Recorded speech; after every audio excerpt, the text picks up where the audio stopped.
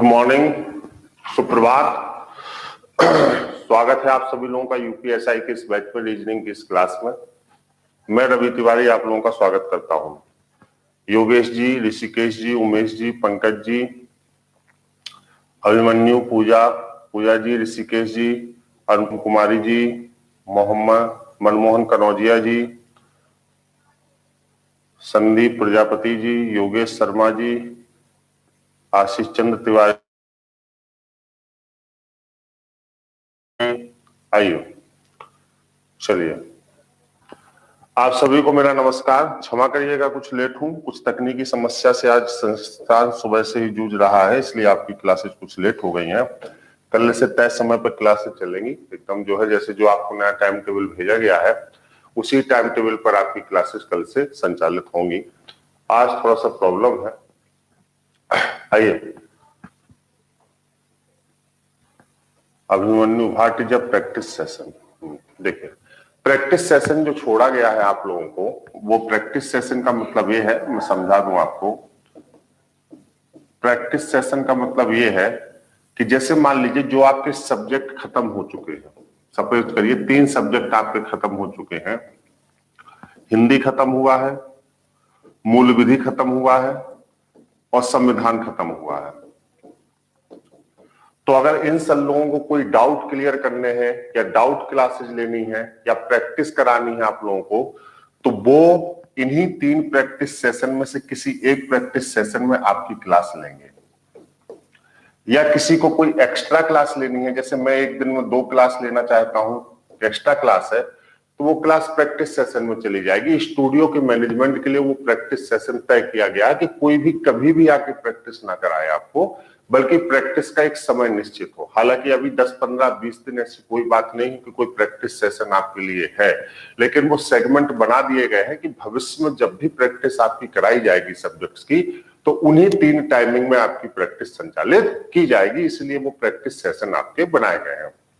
या मान लीजिए जो बिहार एसआई के लोग हैं, उनको बिहार की स्पेशल क्लासेस देनी है, तो वो बिहार स्पेशल की क्लासेस उनको मैसेज किया जाएगा, बताया जाएगा, और वो क्लास आपकी प्रैक्टिस सेशन में चली जाएगी। Bihar special 1, Bihar special 2, Bihar special 3, है ना।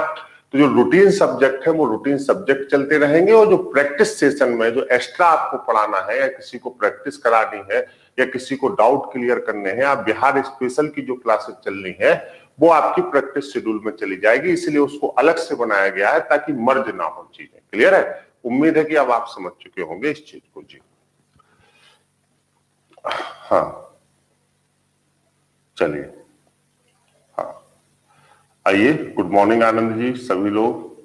चलिए, कल हम लोगों ने 0 डिग्री ओवरलैपिंग के बारे में बात की थी और 0 डिग्री ओवरलैपिंग आपका पूरा हो गया था, सारा किया गया है ना। आज आपने देखा होगा कि 2 बजे से आपकी इकोनॉमी की क्लासेस शुरू हो रही हैं, मैं बता दूं, और 5 बजे से आपकी ज्योग्राफी की क्लासेस शुरू हो रही हैं। ज्योग्राफी की क्लासेस शुरू हो रही है 2 बजे से इकोनॉमी की, और 5 बजे से आपकी ज्योग्राफी की क्लासेस शुरू हो रही है। इकोनॉमी संविधान की जगह है और ज्योग्राफी गणित की जगह है, क्योंकि गणित की क्लास सुबह 9:15 AM है, वो PM की जगह AM पढ़िएगा, सुबह आ गई है। आज चूंकि टाइम टेबल का पहला दिन था और सुबह सुबह से नेट भी थोड़ा सा धोखा दे गया, इसलिए आपकी क्लास कुछ लेट हो गई। लेकिन कल से जो आपकी सभी क्लासेज हैं वो तय समय पर चलेंगी, बल्कि आज से ही अब जो शेष क्लासेज हैं वो आपकी तय समय पर संचालित की जाएंगी। क्लियर? तो आज से आपकी इकोनॉमी भी शुरू हो रही है और आपकी ज्योग्राफी भी आज से शुरू हो रही है। 2 नए विषय, और इन विषयों के साथ साथ फिर कोई भी विषय आपका बचेगा नहीं, सारे विषय आपके संचालित होने शुरू हो जाएंगे। क्लियर है? चलिए,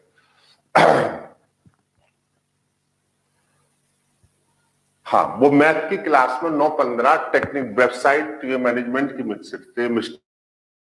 की से PM हो गया है, लेकिन मैंने टेलीग्राम पर जो आप लोगों को टाइम टेबल से सेंड किया है उसमें बाकायदा AM लिखा है, तो उस PM को आप AM पढ़िए, वो गलती से हो गया और आज मैं उसको सही करा दूंगा, है ना। कभी कभी जब काम ज्यादा होता है तो थोड़ा सा हो जाता है, आज मैं चीजों को ठीक करा दूंगा। सुबह पहली क्लास मैथ की है और दूसरी रीजनिंग की है। क्लियर? चलिए,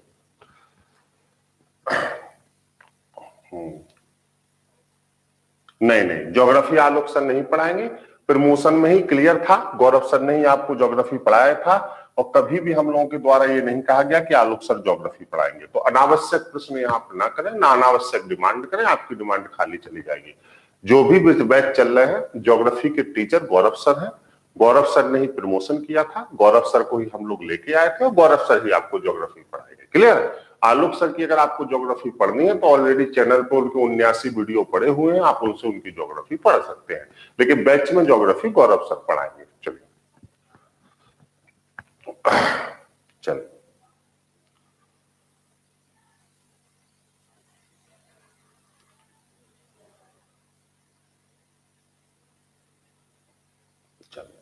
अभी करंट कितना सफिशिएंट है हम लोग ये नहीं कह सकते, क्योंकि जो आपकी एग्जाम डेट होती है उस एग्जाम डेट के ठीक 9 महीने पहले तक का करंट हमें तैयार करना होता है। ठीक है, करंट का मतलब ये होता है समसामयिक घटनाओं का कि 9 मंथ्स बिफोर एग्जाम डेट के। तो चूंकि जब तक ये क्लियर नहीं होती, जब तक हमको ये पता नहीं चलेगा कि हमें कितना करंट पढ़ना पड़ेगा। क्लियर? जो है आपको भेज देता हूं करंट अफेयर्स, जो है आप टेलीग्राम पे भी पढ़ लेते हैं। जितना करंट है मैं आपको भेजता जा रहा हूं, लेकिन जब एग्जाम की डेट डिसाइड होगी तो उस 9 महीने का जो करंट होगा वो मैं स्वयं आपको पढ़ाऊंगा। क्लास में मैं आपको वो 9 महीने के करंट को आपको पढ़ाऊंगा, उससे मैं प्रश्न भी हल कराऊंगा, रट लो, और मैं आपको बताऊंगा कि कितना आपको पढ़ना है, कहां तक का पढ़ना है। लेकिन जब तक परीक्षा की डेट निश्चित नहीं होती मैं आपको नोट्स भेजता चल रहा हूं ताकि आपके पास एक कलेक्शन रहे। ठीक है, चलिए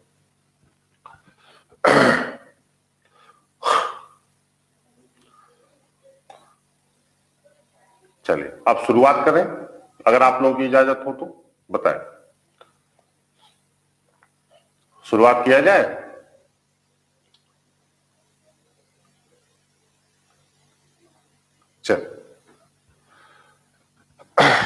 चलिए तो आज बात करते हैं 180 डिग्री की ओवरलैपिंग पर।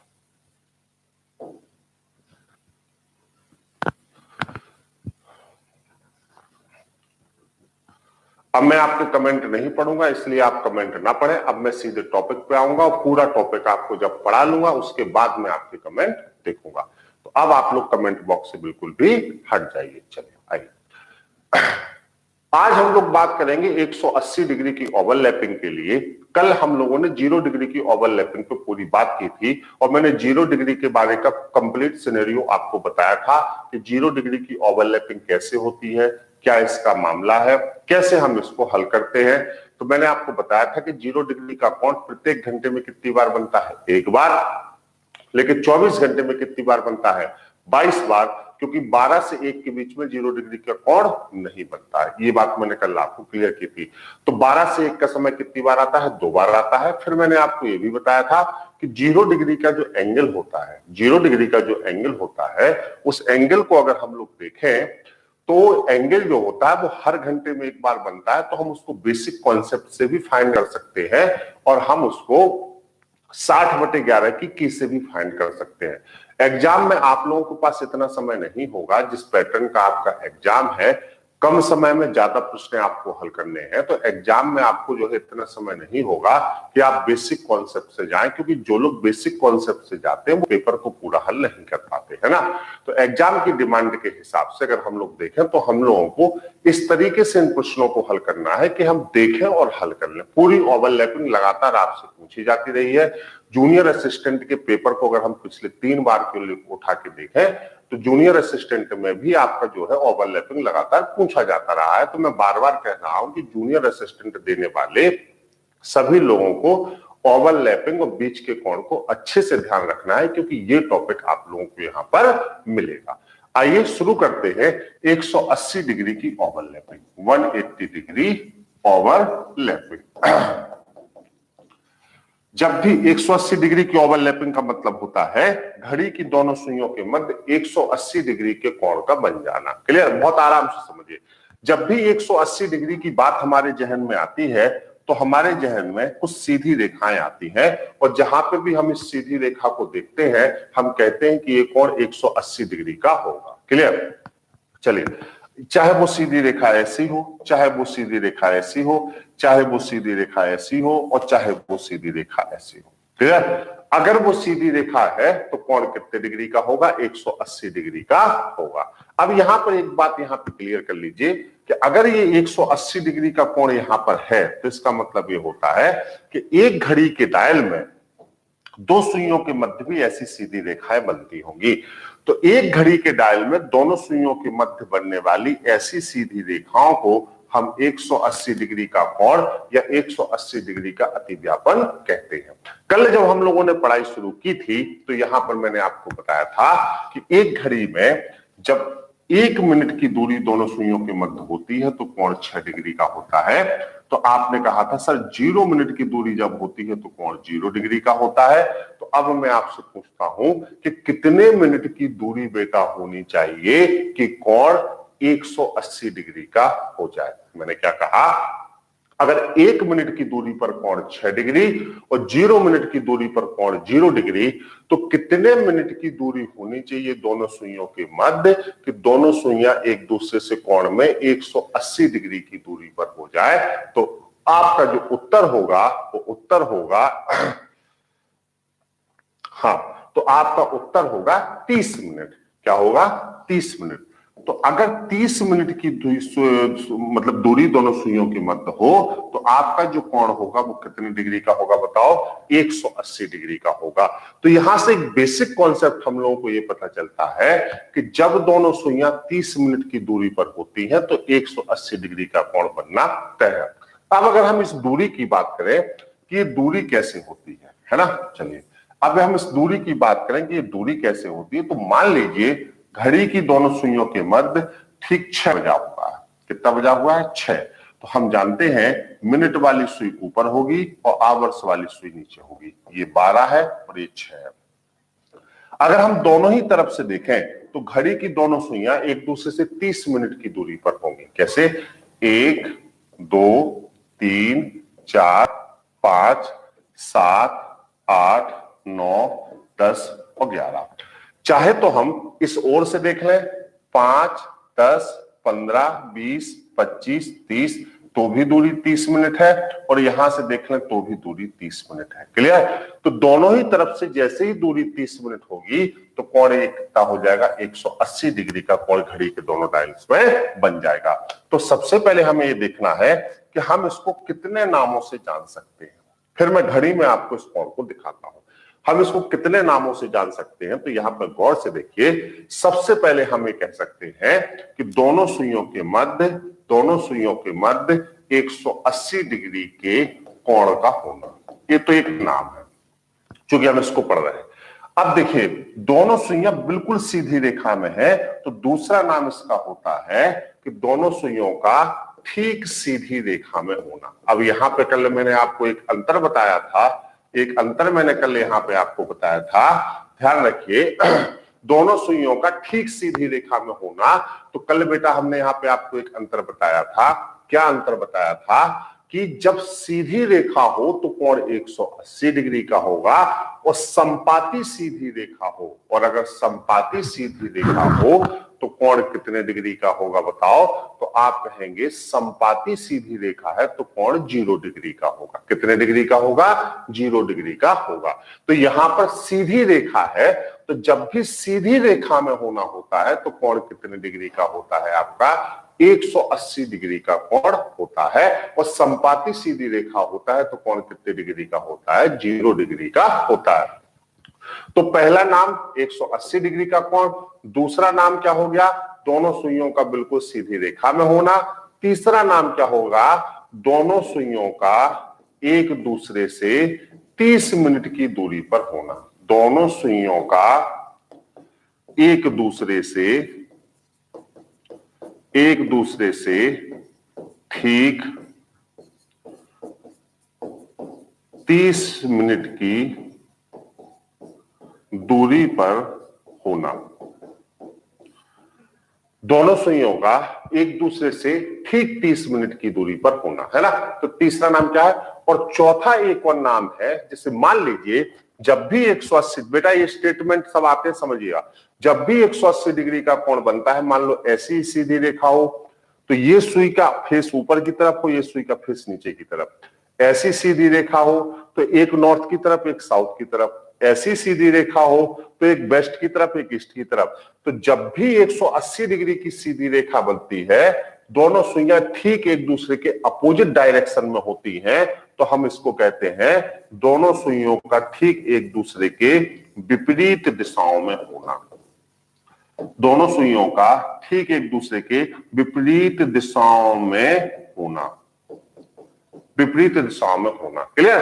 तो अब गौर से यहां पर सारी चीजों को समझ ले एक बार बेटा। क्या क्या हम कितने नामों से जानते हैं? 4 नामों से जानते हैं। दोनों सुइयों का एक दूसरे के साथ 180 डिग्री के कोण पर होना, या दोनों सुइयों का एक सीधी रेखा में होना, या दोनों सुइयों का एक दूसरे से ठीक 30 मिनट की दूरी पर होना, या दोनों सुइयों का एक दूसरे के विपरीत दिशाओं में होना, या दोनों सुइयों का एक दूसरे के विपरीत दिशाओं में होना। क्लियर है? हाँ। अब यहां पे एक बात समझ लीजिए, इन 4 नामों से हम 180 डिग्री के कोण को जानते हैं, और 180 डिग्री का जो कोण होता है वो प्रत्येक घंटे में बनता है एक बार, प्रत्येक घंटे में एक बार, लेकिन 24 घंटे में बनता है 22 बार, क्योंकि 6 से 7 के बीच में 180 डिग्री का कोण नहीं बनता है ना। फिर समझ लीजिए, 180 डिग्री का जो कोण होता है प्रत्येक घंटे में कितनी बार? एक बार। 24 घंटे में कितनी बार? 22 बार, क्योंकि 6 से 7 के बीच में 180 डिग्री की ओवरलैपिंग नहीं होती। तो 6 से 7 के बीच का समय 2 बार आता है, एक बार प्रातःकाल और एक बार सायंकाल, एक बार प्रातःकाल और एक बार सायंकाल। तो प्रातःकाल और सायंकाल 6 से 7 के बीच में बेटा 180 डिग्री का कोण आपका नहीं बनता। क्लियर है बात? तो यहां पर ध्यान रखिएगा, प्रत्येक घंटे में एक बार, 24 घंटे में 22 बार, और 6 से 7 के बीच में नहीं बनता। इस बात को हम 4 प्रकार से कह सकते हैं। हम कह सकते हैं कि 24 घंटे में 22 बार दोनों सुइयां 180 डिग्री का कोण बनाती हैं, या हम कह सकते हैं 24 घंटे में 22 बार दोनों सुइयां बिल्कुल सीधी रेखा में होती हैं, या हम कह सकते हैं 24 घंटे में 22 बार दोनों सुइयां एक दूसरे से ठीक 30 मिनट की दूरी पर होती हैं, और या बेटा हम कह सकते हैं 24 घंटे में 22 बार दोनों सुइयां ठीक एक दूसरे के विपरीत दिशाओं में होती हैं। ठीक है? अगर आपसे पूछा जाए कि वह समय बताइए जब कभी भी दोनों सुइयों के मध्य 30 मिनट की दूरी नहीं होती, तो आपका उत्तर होगा 6 से 7। अगर आपसे पूछा जाए वह समय बताइए जब कभी भी दोनों सुइयां एक दूसरे के साथ विपरीत दिशाओं में नहीं होती, तो आप कहेंगे कब? 6 से 7। ठीक है? अब मैंने चूंकि आपसे कहा कि हर घंटे में 180 डिग्री का जो एंगल होता है वो कितनी बार बनता है? एक बार। मतलब हर घंटे में एक बार दोनों सुइयों का ठीक एक दूसरे के साथ 30 मिनट की दूरी पर आना तय है। कैसे? मैं घड़ी में आपको दिखाता हूं, एक बार 2 मिनट में घड़ी में समझ लेंगे तो चीजें हमेशा आपको क्या हो जाएंगी? क्लियर हो जाएंगी। जैसे मान लीजिए इस समय घड़ी में मान लो 11 बजा है। कितना बजा है बेटा? 11। अब अगर हम 180 डिग्री के कोण को देखने चल रहे हैं, क्लियर? तो देखिए, जैसे यहां से आवर्स वाली मिनट वाली सुई चलेगी और ठीक आप देखेंगे 11:25 के आसपास ये दोनों सुइयां बिल्कुल एक सीधी रेखा में आ जाएंगी, और जैसे ही ये दोनों सुइयां बिल्कुल सीधी रेखा में आएगी, ये 11 से 12 बजे के बीच का 180 डिग्री आपको साफ साफ दिखाई दे रहा है। दिखाई दे रहा है? अब जैसे मान लीजिए हम यहां से आए तो घड़ी में 12 बज गया। अब जैसे घड़ी में 12 बजा तो 12 बजे से जब ये सुई चलेगी तो गौर से देखिए, ये यहां पर 12 से 1 बजे के बीच में इस समय दोनों सुइयां बिल्कुल सीधी रेखा में होंगी। तो यहां पर आप देख रहे हैं ये 12 से 1 बजे के बीच का यहां पर आपको 180 डिग्री दिख रहा है। क्लियर? अब जैसे मान लीजिए बेटा घड़ी में 1 बज गया, आप अपने घर पे भी इसको देख सकते हैं, और यहां पर 1 बजे के बाद जब 1 से 2 के बीच में हम जाएंगे तो यहां पर देखेंगे दोनों सुइयां फिर एकदम स्ट्रेट लाइन में आएंगी, और देखिए फिर 180 डिग्री का कोण बनेगा। देख पा रहे हैं? फिर 180 डिग्री का कोण बनेगा। फिर हम और आगे यहां पर चलते हैं, घड़ी में 2 बज गया है, और यहां पर जब हम 2 से आगे जाएंगे तो यहाँ पे देखो बेटा, यहाँ पे जब हम लोग आएंगे तो फिर यहाँ पे घड़ी की दोनों सुइयां बिल्कुल एक साथ होंगी और ये 2 से 3 बजे के बीच का 180 डिग्री का कोण यहाँ पर बनेगा। क्लियर? तो यहाँ पर हर घंटे में कोण आप देख रहे हैं बनाए, दिखाई दे रहा है आपको कि नहीं दिखाई दे रहा है? हाँ, यहाँ पर हर घंटे में कोण आपको एक बार दिखाई दे रहा है, एक बार दिखाई दे रहा है। और यहां पर जो कोण होता है वो हर घंटे में कितनी बार बनता है बताइए? 180 डिग्री का यहाँ पर कोण बन रहा है। तो हर घंटे में, किसी भी घंटे में आप जाए तो यहाँ पर कोण कितनी बार बनेगा? एक बार बनेगा। तो अब यहाँ पे आपको बात क्लियर हो गई है कि 180 डिग्री का कोण हर घंटे में कितनी बार बनता है? एक बार बनता है। अब देखो, हमें वही कैलकुलेशन देखनी है। जैसे दो तरीके से मैं आपको इसको बताता हूं, अब ध्यान रखिएगा। जैसे मान लीजिए तो एक बेसिक इंफॉर्मेशन आपने निकाल ली कि हर घंटे में बनता है एक बार और 24 घंटे में बनता है कितनी बार? 22 बार। लेकिन आपसे पूछा जा सकता है ना बेटा कि किसी घंटे में अगर कितने बजे बनता है तो वो कब बनता है? जैसे मान लो सपोज करिए यहां पर हमने इसको दो भागों में बांटा। ध्यान से समझिएगा बेटा, मैंने कहा आपसे कि ये बताओ बेटा कि 9 से 10 बजे के बीच का 180 कब बनेगा? वही कल वाला फॉर्मूला है ना। देखिए ध्यान रखना है, क्लॉक में भी आगे इससे बहुत सी चीजें निकलेंगी। 9 से 10 बजे के बीच का 180 कब बनेगा? अब आप 0 डिग्री तो बना नहीं रहे थे कि 60/11 में छोटी संख्या का गुणा कर देंगे। भाई 0 डिग्री का कॉन्सेप्ट अलग है और 180 डिग्री का कॉन्सेप्ट अलग है। तो पहले हमें अच्छे से 180 डिग्री के कॉन्सेप्ट को सीखना है। कैसे? पहले तो बेसिक कॉन्सेप्ट से आए तो छोटे समय के साथ मिनटों की संख्या को x मानना है। तो आपने कहा सर 9:x पर बनेगा। कब बनेगा? 9:x पे ये कोण आपका बनेगा। क्लियर? अब देखिए, अगर आपने कहा कि 9:x पे ये कोण बनेगा बेटा यहां पर, तो आपने कहा ये आवर्स हो गए और ये क्या हो गए? मिनट्स। अब कोण का फॉर्मूला क्या होता है हमारा? Hours into 30 plus minutes by 2 approx 6 into minutes. और बराबर जो कोण होता है वो कितने डिग्री का होता है? तो आप कहेंगे 180 डिग्री का कोण होता है। कितने डिग्री का कोण होता है? 180 डिग्री का कोण यहाँ पर होता है। और हमें 180 डिग्री चाहिए तो हमने यहां पर लिखा 9 गुणे 30, क्लियर, प्लस मिनट्स का आधा x/2 minus 6 into minutes x बराबर कितने डिग्री? 180 डिग्री। यही हो गया कि नहीं हो गया? अब देखिए यहां पर जब हमने इसको हल किया तो ये हो गया 270 प्लस x/2 बराबर, अभी यहां गया तो हो गया 180 प्लस 6x। क्लियर? अब जब हम इसको हल करेंगे तो ये हो जाएगा 540 प्लस x बराबर, अभी 2 यहां जाएगा तो मल्टीप्लाई होगा 360 प्लस 12x। यही होगा। अब 360 को बेटा इस तरफ ले जाओ और x को उस तरफ ले जाओ तो x माइनस का हो जाएगा, ये भी माइनस। तो 540 में जब 360 आपके जाएंगे तो ये बचेगा 180 और इधर बचेगा 11x। तो आपका आया 11x बराबर 180। जब आप उसको हल करेंगे x बराबर तो होगा 180/11। जब हम इसको सही बटे में बदलेंगे तो आप बताओ क्या आएगा? सब सही बटे में बदलेंगे बेटा तो आएगा 11 एकम 11। क्लियर? अब बताओ कितना बचा? 7 बचा। 16 सही 4/11।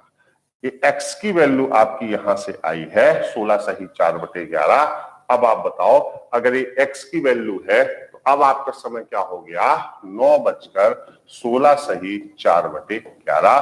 और 9:16 पर घड़ी की दोनों सुइयां ऐसे एक सीधी रेखा में होती है और आपकी घड़ी जो कोण बनाती है वो कोण कितने डिग्री का बनाती है बताओ? 180 डिग्री का बनाती है। क्लियर? 180 डिग्री का कोण बनाती है। क्लियर? अब जैसे मान लो, अब आपने कहा सर ये तो बेसिक फॉर्मूला हो गया, तो किसी भी समय का अगर हमें कोण निकालना है तो हम क्या करते हैं? हम मिनटों की संख्या को छोटे समय के साथ s मान लेते हैं और हमारा ये समय क्या होता है? कैलकुलेट हो जाता है। अब दूसरी बात यहां पर सुनिए, अब हम इतना कठिन तो लगाएंगे नहीं, तो हम 60/11 से कैसे लगाएंगे? बिल्कुल आसान बात में समझिए। तो सबसे पहले तो लिख लीजिए 60/11, बाकी सब छोड़ दीजिए, मल्टीप्लाई। अब हमें मल्टीप्लाई क्या करना है? हमें 6 से काउंट करना है। किससे काउंट करना है? 6 से।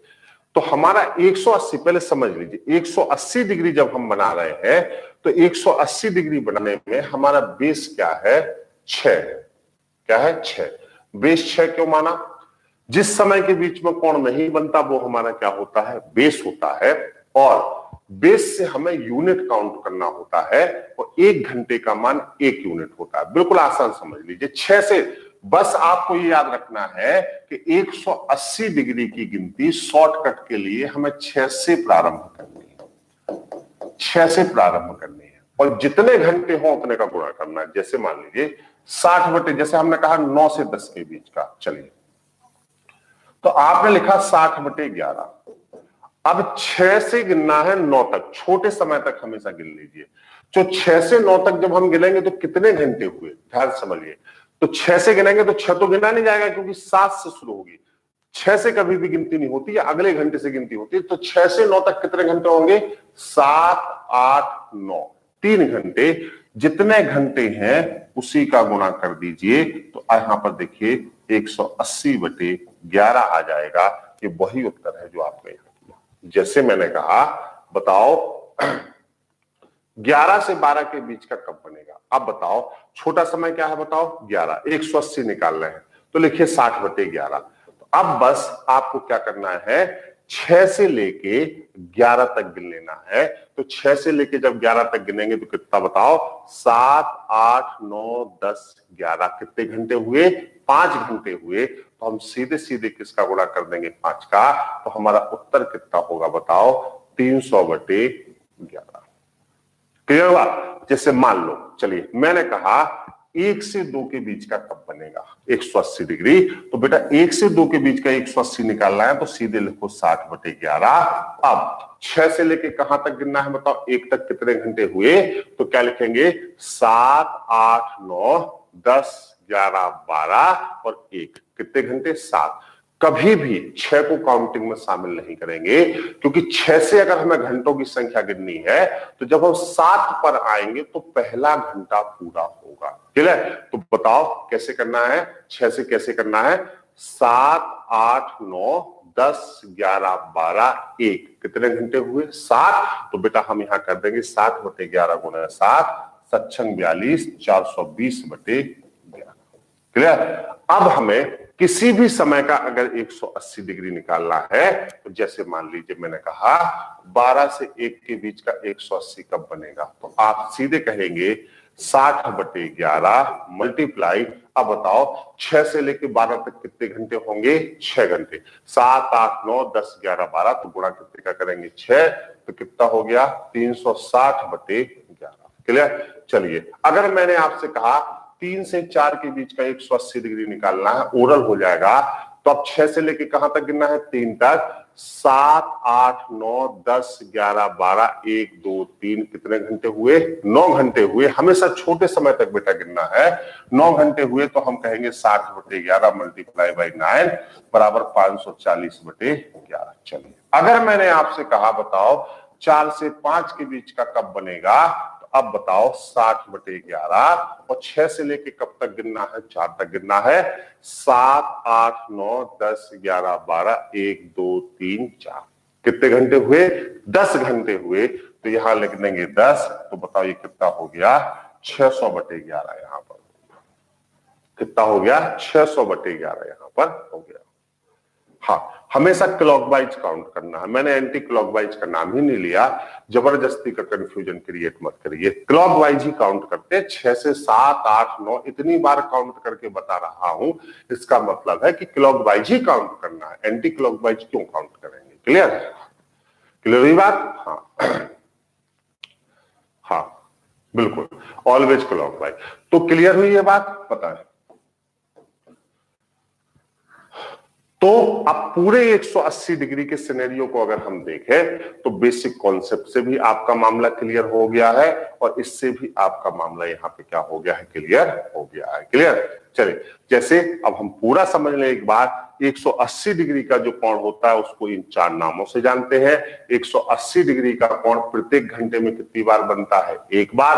लेकिन 24 घंटे में कितनी बार बनता है बताओ? 22 बार बनता है, क्योंकि प्रातःकाल और सायंकाल 6 से 7 के बीच में 180 डिग्री की ओवरलैपिंग नहीं होती। एक बार। फिर मान लीजिए हम आगे बढ़े, कैसे बनता है? तो बेसिक कॉन्सेप्ट से तो लगा सकते हैं, बेसिक कॉन्सेप्ट आना भी चाहिए आपको ताकि कंफ्यूजन ना हो कभी।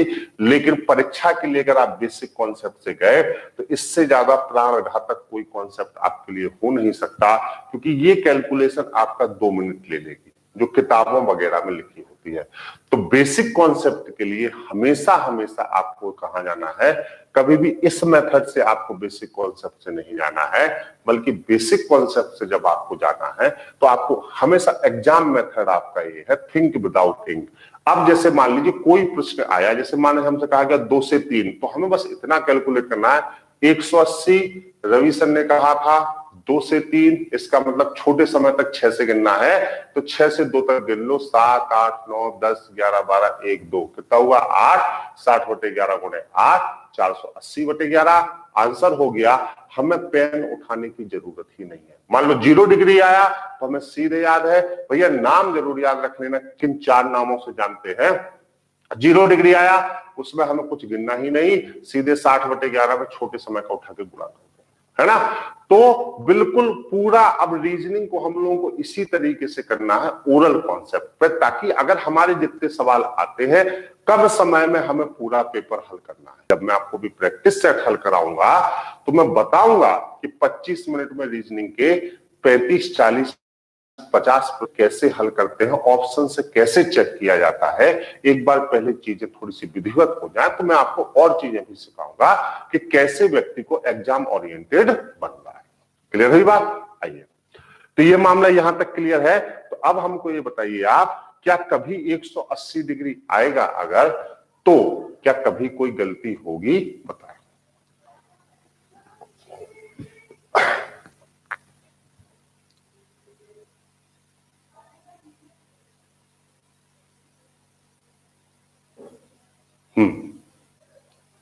हाँ, तो 0 डिग्री और 180 डिग्री दोनों ही हल हो जाएगा। अब कभी कभी क्या होता है, जैसे कई हिडन इंफॉर्मेशन आपसे पूछी जाती हैं। जैसे जब मैंने 2 सुइयों के बीच का कोण बताया था तो मैंने आपको बताया 1 घंटे में घंटे वाली सुई 30 डिग्री और 1 मिनट में आधा डिग्री। क्लियर? और मिनट वाली सुई 1 मिनट में 6 डिग्री। ये कैलकुलेशन हम लोगों ने पहले दिन सीखा था। क्लियर है? याद आ रहा है आपको? अब इसी कैलकुलेशन को भाषा में लिख दिया जाता है। जैसे आपसे कहा जाता है निम्न में से कौन सा कथन सही है, तो मान लीजिए अगर इसी कैलकुलेशन को मैं एक भाषा में लिख दूं, जैसे मान ली मैंने कहा कौन सा, तो मैंने कहा घंटे वाली सुई 1 घंटे में 30 डिग्री की दूरी तय करती है। चलिए, अब आप बताइए, ये मैंने एक स्टेटमेंट लिखा है ना कि घंटे वाली सुई 1 घंटे में 30 डिग्री की दूरी तय करती है, एक आसान भाषा। तो आप बताइए कि क्या ये बिल्कुल जो मैंने स्टेटमेंट लिखा है सही है कि गलत है? सभी लोग बताइए, बताइए सही है स्टेटमेंट की गलत है? बताइए। हाँ, क्या ये स्टेटमेंट सही है? भाई जैसे मान लो जो चीज आपने कैलकुलेट की थी उसी को भाषा में लिख दिया गया, तो भाषा में जब कोई चीज लिखी है तो घबराना नहीं है, कंफ्यूज नहीं होना है। सही है कि गलत है? बताइए। हाँ हाँ हाँ, चलिए, ऐसे स्टेटमेंट आपसे पूछ लिए जाते हैं और आप लोगों में से अधिकतर लोग कह रहे हैं कि सर ये सही है ना? अधिकतर लोग कह रहे हैं सही है, 1-2 लोगों को छोड़कर। हाँ, सही बात है, बिल्कुल सही है। हाँ, इसमें कंफ्यूजन। हाँ, अब गलत है बेटा। ये देखिए, ये आपसे स्टेटमेंट आईएएस प्रीलिम्स के एग्जाम में पूछा गया था और ये 100% गलत है। देखिए, पढ़ाई किसी परीक्षा की अलग अलग नहीं होती, चाहे आप आईएएस पढ़े हो चाहे आप पीसीएस पढ़े। ये 100% गलत स्टेटमेंट है, क्योंकि डिग्री में कभी भी दूरी नहीं होती। ध्यान रखिएगा, डिग्री में होता है हमेशा विस्थापन। क्या होता है? विस्थापन, जिसको हम कहते हैं डिस्प्लेसमेंट। तो कई चीजें देखिए, जैसे आईएएस ने जब इस चीज को पूछा तो ये क्वेश्चन ऐसा नहीं था कि आपने पढ़ा नहीं था, लेकिन उन्होंने क्या किया कि आपके दिमाग को उस समय सैचुरेट कर दिया, फोकस कर दिया गलती करवाने पर। तो कई एग्जामिनर ऐसे होते हैं कि वो गलती करवाने पे आपको फोकस करते हैं। यही चीज आपसे जूनियर असिस्टेंट में भी पूछी गई, यही चीज यूपीएसआई में भी पूछी गई और यही चीज आपसे आईएएस में भी पूछी गई। लेकिन आईएएस वालों के जो पूछे जाने का तरीका था, उन्होंने भी इस इंफॉर्मेशन को देखे तो उन्होंने भी इस इंफॉर्मेशन को बीच के कोण से ही पूछा, लेकिन उनका जो बीच का कोण पूछने का तरीका था वो फॉर्मूला बेस्ड नहीं था, बल्कि उन्होंने थोड़ा सा आपका लॉजिकल कॉमन सेंस को चेक किया और उन्होंने कहा 1 घंटे में 30 मिनट की दूरी हमेशा किलोमीटर्स और मील्स में होती है, सेंटीमीटर्स में होती है, मीटर्स में होती है। डिग्री को कभी भी दूरी नहीं लिखा जा सकता। ये क्या होगा? विस्थापन। तो ये गलत था, लेकिन बहुत सारे लोगों ने कहा कि क्या है? सही है। तो पढ़ाई बेटा किसी परीक्षा की अलग नहीं होती, लेवल ऑफ डिफिकल्टी थोड़ा सा शब्दों के माया जाल से ऊपर नीचे होता है। तो जब भी जैसे कोई भी अगर सरल से सरल चीज हो और हमको आती हो, जैसे मान लीजिए एनालॉजी और क्लासिफिकेशन जब हम हल करते हैं किसी भी परीक्षा में, जब हम होते हैं तो हमेशा एक चीज बेटा याद रखना, जो सबसे आसान चीजें होती हैं उनको हम टेक फॉर ग्रांटेड लेते हैं। जब आप एग्जाम रूम से निकलते हैं तो हमेशा आप एक चीज महसूस करते हैं कि जो सबसे सरल प्रश्न थे वो आपने गलत कर दिए और जो प्रश्न सबसे कठिन थे जिस किसी ने हल नहीं कर पाए वो आपने हल कर लिए। एनालॉजी क्लासिफिकेशन के प्रश्न आप लोग गलत करते हैं, क्यों आप उनको टेक फॉर ग्रांटेड लेते हैं और ह्यूमन एरर्स में आप उनको, ह्यूमन एरर्स ये जो होती है, एग्जाम रूम का प्रेशर ह्यूमन एरर्स का मतलब दिखाता है। तो यही ह्यूमन एरर्स हमको बचानी है। कठिन प्रश्न तो हम सही करेंगे ही, लेकिन सरलतम प्रश्न जिनको सब सही कर रहे हैं उनको हमें किसी भी कीमत पर गलत नहीं करना है। हमेशा ध्यान रखना, क्योंकि ये चीजें हमारे लिए बहुत जरूरी होती हैं। जैसे मैं अपने से जुड़ा हुआ एक उदाहरण आपको देता हूं, शायद आपको ये चीजें स्पष्ट हो जाए कि नॉलेज की कीमत क्या होती है। ध्यान से मेरी बात को सुनिएगा, पढ़ाई लिखाई तो आप डेली करेंगे। जब मैं 2017 में आईएएस का इंटरव्यू देने गया, वो मेरा चौथा इंटरव्यू था आईएएस का, तो मेरा इंटरव्यू कर्नल साहब के बोर्ड में पड़ा था आईएएस का, क्लियर। और कर्नल साहब के बोर्ड में छत्तर सिंह साहब थे। छत्तर सिंह साहब ओम प्रकाश चौटाला के प्रमुख सचिव रहे हैं, जो हरियाणा कैडर के आईएएस है, क्लियर। और मैं अपना चौथा इंटरव्यू दे रहा था वहां पर 2017 में, जब मैं आईएएस वहां पे गया देने, क्लियर। तो छत्तर सिंह साहब, शायद आपको समझ में आएगा, पहले मुझसे मेरा बैकग्राउंड, एजुकेशनल क्वालिफिकेशन, सारी चीजें पूछी गई। मैंने सारी चीजें मतलब क्लियर की धीरे धीरे। और भारत चीन सीमा विवाद पूछा गया, है ना, और ट्रेड पूछा गया। ट्रेड से संबंधित प्रश्न थे, फॉरेन पॉलिसी से संबंधित प्रश्न थे, कॉन्स्टिट्यूशन से संबंधित प्रश्न मुझसे पूछे गए। मैंने सारे प्रश्नों को उसमें बताया। फिर एक प्रश्न आया ग्रीन रेवोल्यूशन से, हरित क्रांति से। तो मुझसे प्रश्न पूछा गया कि हरित क्रांति के जो प्रभाव थे वो क्यों प्रारंभ किए गए, वर्तमान में किस समय प्रासंगिक है, क्या कोई इस समय में भी हरित क्रांति आपके लिए फायदेमंद हो रहा है, इस तरीके की बातें हमसे पूछी गई। मैंने हरित क्रांति को बताना शुरू किया। कोई भी बंदा अगर वो कंपटीटर है तो हरित क्रांति के बारे में जरूर जानेगा, और वो अगर आईएएस का कंपटीटर है तो वो हरित क्रांति को जरूर जान रहा है। मैंने हरित क्रांति के बारे में बताना शुरू किया। पूरा मैंने बताया तो वहां पर, है ना, कि जो है मतलब पूरा मतलब एक सिस्टमेटिक मैंने 1972 से उसको शुरू करके बताया, क्लियर, कि उत्पादन और कैसे क्या गेहूं का उत्पादन और मोटे अनाजों का उत्पादन कैसे हुआ, 2.5% की वृद्धि हुई।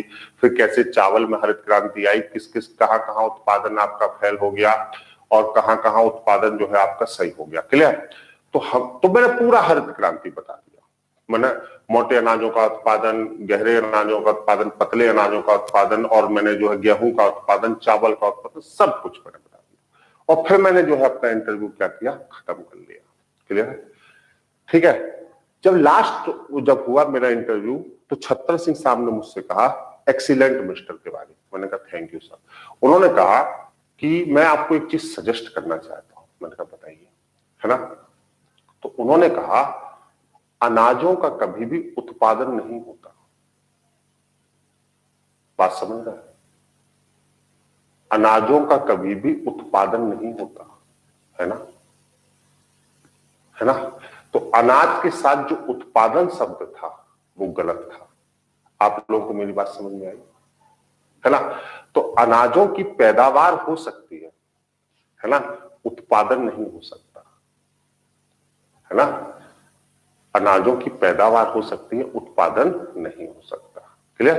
तो उत्पादन फैक्ट्री में जो चीजें हम बनाते हैं या इन चीजों को हम बनाते हैं उनको हम क्या कहते हैं? उत्पादन किया, उत्पादन किया, है ना। तो तब उन्होंने मुझे टोका तो मैंने उस समय तो वो बात समझ ली कि मैं गलत बोल गया, है ना। मोटे अनाजों की पैदावार होगी, पैदावार को बढ़ाया जा सकता है, उत्पादन को नहीं बढ़ाया जा सकता। तो जब छोटी छोटी चीजें, ऐसी बात नहीं कि मुझको उत्पादन और पैदावार के बीच में जो है अंतर नहीं था, पता नहीं था, लेकिन हुआ क्या था बेटा कि जब मैंने अपने नोट्स बनाए थे, क्लियर, और हरित क्रांति जहां पर मैंने अपने नोट्स में लिखा था वहां पर मैंने हर जगह क्लास में बोला गया हमारे टीचर के द्वारा उत्पादन, तो मैंने उत्पादन ही पढ़ा और उत्पादन ही लिखा, उत्पादन ही पढ़ा और उत्पादन ही लिखा। और उत्पादन पढ़ने और उत्पादन लिखने में हुआ क्या कि वो चीजें जो हो गई वो क्या हो गई? गलत हो गई। बार बार मैंने उसी को मेमोराइज किया 2 वर्ष तक और इसीलिए मैं वहां तक गलत बोला। तो अगर हमें कभी भी अपनी छोटी छोटी गलतियां भी पता चले तो हमें उसको तुरंत करेक्ट करना चाहिए, क्योंकि कभी वो गलती कितनी बड़ी हो जाएगी। हमें उस इंटरव्यू में 156 नंबर मिला, है ना, और मैं 4 नंबर से आईएएस से बाहर हो गया 2017 में। तो मुझे 156 बहुत अच्छा नंबर मिला और लोगों की तुलना में, लेकिन मेरे मन में हमेशा ये मलाल रहता है कि अगर शायद मैंने उत्पादकता बोला होता, उत्पादन की जगह उत्पादकता बोल दिया होता, जैसे मैंने कहता अनाजों की उत्पादकता, तो सही था। उत्पादन जो हो गया वो गलत हो गया, पैदावार बोल दिया होता तो सही था। तो मेरे जीवन में हमेशा ये मलाल रहता है कि इस शब्द को अगर मैंने शायद सही बोला होता तो आज हो सकता मैं कहीं और होता। लेट इट बी, वो एक अलग बात है, होता नहीं होता दैट डजंट मैटर। हो सकता है उन्होंने उसका नंबर ना काटा हो, लेकिन आपके दिमाग में चीजें हमेशा क्या होती है? घर कर जाती है। तो मेरे कहने का मतलब है कि कोई भी चीज, जैसे मान लीजिए हमने बार बार पढ़ा 30 डिग्री तय करती है, 30 डिग्री तय करती है, तो हमने दूरी पर ध्यान नहीं दिया। तो हमेशा छोटी छोटी चीजें, क्योंकि नॉलेज कभी भी छोटा नहीं होता। अगर आप कंपटीटर हैं तो आपके लिए हर चीज उतने ही ज्ञान की है और उतनी ही महत्वपूर्ण है जितनी आपके लिए बेटा होनी चाहिए, समझ लीजिए। तो कंपटीशन लाइफ में जैसे देखिए आपसे पूछा क्या जाता है, घड़ी आप डेली पहनते हैं, कैलेंडर आप डेली यूज करते हैं, ब्लड रिलेशन आप रोजमर्रा के जीवन में डेली ब्लड रिलेशन का यूज करते हैं, डायरेक्शंस, बिना डायरेक्शंस के आपके जीवन की कल्पना संभव नहीं है। मतलब एग्जामिनर भी आपसे वही चीजें पूछता है जिनका आप डेली यूज करते हैं और उन्हीं में आपसे गलती भी करा लेता है। इसका मतलब है आप अपने आसपास की चीजों से अवेयर नहीं है ना। तो थोड़ा सा गंभीरता से इन चीजों को लेने की जरूरत है। मुझे उम्मीद है कि आप सभी लोगों को मेरा एक छोटा सा संदेश जो मैंने आपको दिया वो समझ में भी आया होगा और आपके जीवन में इसकी क्या उपयोगिता है इसको भी आप समझे होंगे और अगले ही दिन से इन चीजों को आप सही करने की कोशिश करेंगे, है ना। तो ये आईएएस के प्रीलिम्स में पूछा गया स्टेटमेंट था जो बिल्कुल गलत था। क्लियर? तो 180 डिग्री से अब आप कोई भी सवाल आता है अगर 0 डिग्री से, तो मेरे ख्याल में अब आप इन चीजों को क्लियर कर लेंगे। जी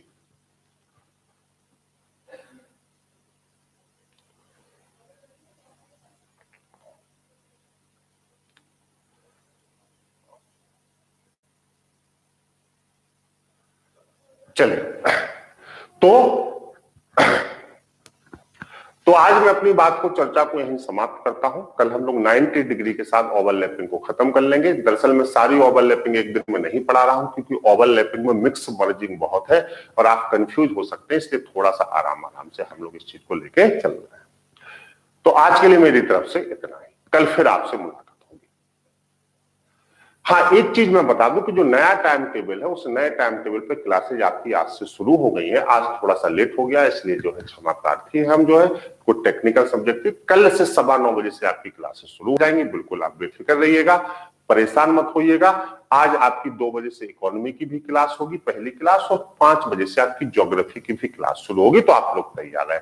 प्रैक्टिस सेशन का टाइम निश्चित कर दिया गया है, लेकिन प्रैक्टिस सेशन 15 से 20 दिन बाद शुरू होंगे। टाइम वही रहेगा, तो टाइम उस पर आप देख लीजिए।